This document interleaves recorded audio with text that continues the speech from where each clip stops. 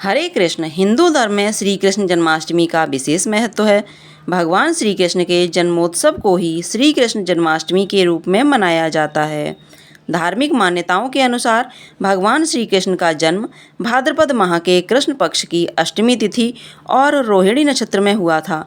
इस दिन का उत्सव बहुत ही धूमधाम से मनाया जाता है और भक्त भगवान श्री कृष्ण के बाल रूप लड्डू गोपाल जी की पूजा करते हैं। इसके साथ ही इस दिन व्रत भी रखा जाता है, जिससे संतान प्राप्ति और अन्य मनोकामनाओं की पूर्ति होती है।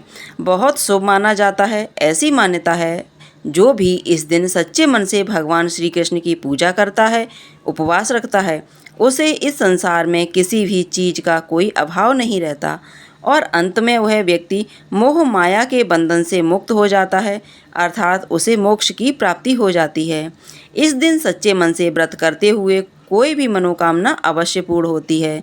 जन्माष्टमी के दिन भगवान श्री कृष्ण का पूजन किस प्रकार से करना चाहिए, यह आज के इस वीडियो में आपको बता रहे हैं। आप सभी इस वीडियो को ध्यानपूर्वक देखिएगा। सबसे पहली बात, आज के दिन भगवान श्री कृष्ण के बाल रूप की यानी लड्डू गोपाल जी की पूजा होती है। यदि आपके पास लड्डू गोपाल जी हैं तो आप उनका पूजन करें। यदि आपके पास लड्डू गोपाल जी नहीं हैं तो आप उन्हें आज के दिन अपने घर पर भी ला सकते हैं, यानी बाज़ार से आप लड्डू गोपाल जी को खरीद कर ला सकते हैं। यदि आपकी सामर्थ्य नहीं है, आप लड्डू गोपाल जी की सेवा करने में समर्थ नहीं हैं, तो आपके घर में भगवान श्री कृष्ण के बाल स्वरूप की तस्वीर हो तो आप उसका पूजन कर सकते हैं। ऐसा भी न हो तो आप भगवान श्री कृष्ण के युगल रूप की पूजा कर सकते हैं और या फिर भगवान विष्णु की भी पूजा कर सकते हैं। जन्माष्टमी के दिन प्रातःकाल सूर्योदय से पहले उठकर स्नान करके साफ पीले, गुलाबी या सफ़ेद वस्त्र धारण करने चाहिए।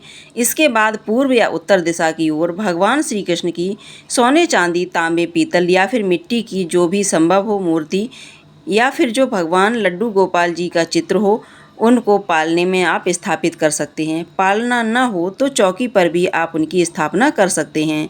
इस दिन भगवान श्री कृष्ण को नए वस्त्र अर्पित किए जाते हैं और नए वस्त्रों में भी पीले रंग के वस्त्र अर्पित करना बहुत शुभ रहता है। इसके बाद भगवान श्री कृष्ण को पीले पुष्प चढ़ाकर उनका पूजन करना चाहिए। आज के दिन भगवान कृष्ण के मंदिर में जाकर भगवान श्री कृष्ण को पीले फूलों की माला चढ़ाएं और मंदिर में पानी वाला नारियल, जटा वाला नारियल भी चढ़ा सकते हैं। इस दिन भगवान श्री कृष्ण के इस मंत्र का अधिक से अधिक जाप करना चाहिए। ओम नमो भगवते वासुदेवाय, गोविंदाय नमो नमः। कृष्ण का विशेष मंत्र है ओम नमो भगवते वासुदेवाय नमः और हरे कृष्णा। इस महामंत्र का जाप आप इस दिन सारा दिन सच्चे मन से करें। स्कंद पुराण के अनुसार जो भी मनुष्य जानकर भी श्री कृष्ण जन्माष्टमी को व्रत नहीं करता, वह मनुष्य जंगल में सर्प और व्याघ्र होता है। वृद्ध, रोगी और बच्चों को इसमें छूट होती है। मदन रत्न में स्कंद पुराण का वचन है कि जो उत्तम पुरुष है वे निश्चित रूप से जन्माष्टमी व्रत को इस लोक में करते हैं। उनके पास सदैव स्थिर लक्ष्मी का वास होता है। इस व्रत को करने से उनके समस्त कार्य भी सिद्ध हो जाते हैं। ब्रह्म वैवर्त पुराण के अनुसार जो प्राणी श्री कृष्ण जन्माष्टमी का व्रत करता है वह 100 जन्मों के पापों से मुक्त हो जाता है। भविष्य पुराण के अनुसार जन्माष्टमी का व्रत अकाल मृत्यु नहीं होने देता। जो जन्माष्टमी का व्रत करते हैं उन्हें आरोग्य और दीर्घायु प्राप्त होती है। शास्त्रों के अनुसार एकादशी का व्रत हजारों लाखों पाप नष्ट करने वाला अद्भुत ईश्वरीय वरदान है, लेकिन जन्माष्टमी का व्रत एकादशी व्रत रखने के पुण्य के बराबर माना जाता है। भगवान श्री कृष्ण का जन्म रात्रि में 12 बजे हुआ था, इसलिए सारा दिन उपवास रखकर रात 12 बजे के बाद श्री कृष्ण जी का जन्मोत्सव मनाएं। इस दिन भक्त प्रतीक के रूप में भगवान श्री कृष्ण जी को खीरा काटकर जन्म कराते हैं। जन्म के समय उनका दूध, दही, शुद्ध जल से अभिषेक किया जाता है। जन्म के पश्चात भगवान श्री कृष्ण के बाल स्वरूप लड्डू गोपाल जी को पालने में झूला झुलाया जाता है। भगवान श्री कृष्ण को माखन मिश्री अत्यंत प्रिय थी। अपने बाल अवतार में कान्हा जी ने माखन के लिए बहुत सारी गोपियों की मटकी फोड़ी थी, घरों में माखन चुराया था, इसलिए उन्हें माखन चोर भी कहते हैं। इसलिए आज के दिन उन्हें माखन मिश्री का भोग अवश्य लगाएं। जन्म के बाद भगवान को पंचामृत में तुलसी डालकर, क्योंकि भगवान श्री कृष्ण की पूजा में तुलसी ना हो तो पूजा अधूरी रहती है, इसलिए तुलसी डालकर फिर माखन मिश्री या साबूदाने की खीर, पंजीरी, खीरा आदि का भोग लगाना चाहिए। इलायची, मौसमी फल, नारियल और मेवा आदि भी अर्पित कर सकते हैं। भगवान श्री कृष्ण की आरती करें। आरती करने के बाद प्रसाद को सभी भक्तजनों में बांटकर स्वयं भी ग्रहण करना चाहिए। पूजा करने के बाद सबसे अंत में क्षमा याचना जरूर करें।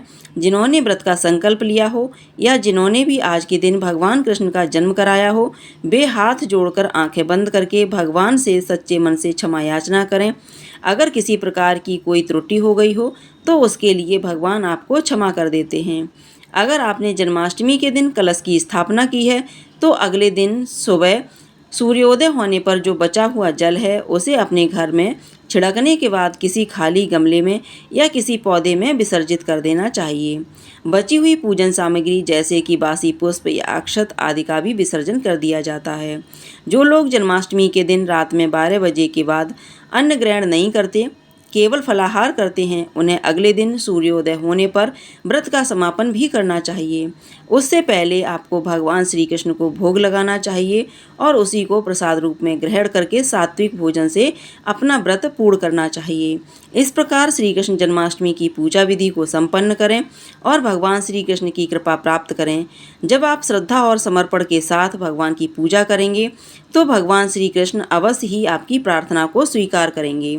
जन्माष्टमी के दिन भगवान कृष्ण के कुछ विशेष और चमत्कारी मंत्रों का जाप सच्चे मन से करने पर मनोकामना शीघ्र पूर्ण होती है। आज के दिन भगवान श्री कृष्ण की पूजा करते समय भगवान श्री कृष्ण को शंख से अभिषेक कराना चाहिए। इसके अलावा पूजा करते समय आप घंटे और शंख भी अवश्य बजाएं। खास तौर पर जब रात को 12 बजे आप भगवान का जन्मोत्सव करा रहे हों, उस समय आपको घंटे और शंख की ध्वनि अवश्य करनी चाहिए। आज के दिन भगवान श्री कृष्ण के अलावा भगवान श्री कृष्ण को जन्म देने वाले माता पिता अर्थात देवकी और वासुदेव जी का भी भगवान श्री कृष्ण का लालन पालन करने वाले माता पिता अर्थात नंद बाबा और यशोदा माता और भगवान श्री कृष्ण के बालभद्र जी और उनकी बहन सुभद्रा जी की भी पूजा करनी चाहिए। यह थी आज की वीडियो। उम्मीद है आपको पसंद आई होगी। अच्छी लगी हो तो वीडियो को लाइक करके कमेंट बॉक्स में हरे कृष्णा लिखना मत भूलिएगा। जय श्री कृष्णा, जय श्री राधे।